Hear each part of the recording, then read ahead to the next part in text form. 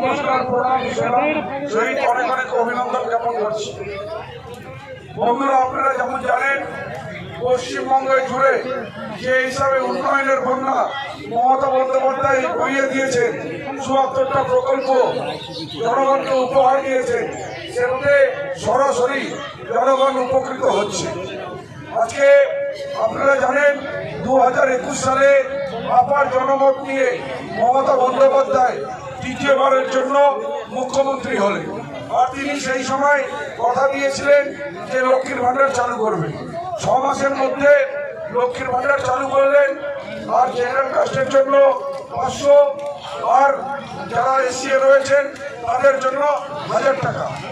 এই লক্ষ্মীর ভাণ্ডার চালু হওয়ার পর মমতা বন্দ্যোপাধ্যায়ের জনপ্রিয়তা যে হিসাবে গগনচুম্বী হয়েছিল, সেটা দেখে এখানকার সাংসদ দেবশ্রী চৌধুরী আরো 17টা সাংসদ তারা দিল্লিতে কেন্দ্র সরকারের কাছে দরবার করেন আর বলেন যে লক্ষ্মীর ভাণ্ডার মমতা বন্দ্যোপাধ্যায় চালু করেছেন, পশ্চিমবঙ্গে আপনারা রাজনীতি করতে পারবেন না, আর যাতে মমতা বন্দ্যোপাধ্যায় লক্ষ্মীর ভাণ্ডারটা বন্ধ করে দেন তার ব্যবস্থা করতে।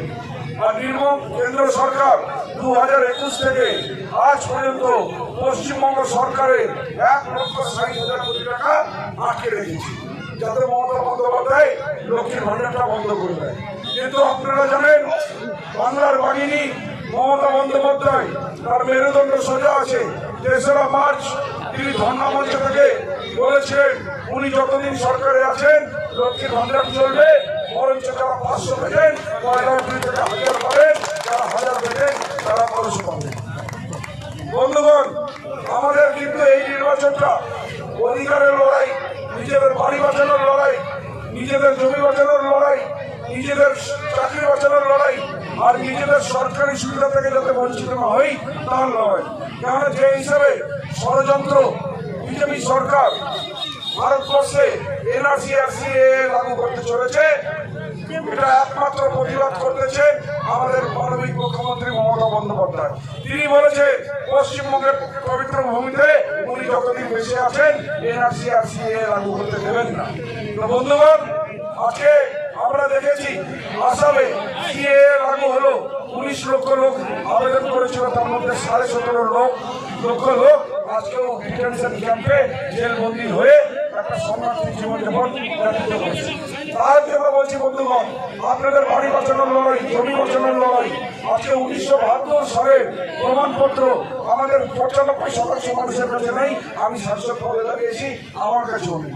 সেই জন্য আপনাদেরকে বলছি, গতবার ভুল হয়েছিল, ভোট কাটুয়ারা কিছু ভোট কেটে তৃণমূল কংগ্রেসকে হারিয়ে দিয়েছিল।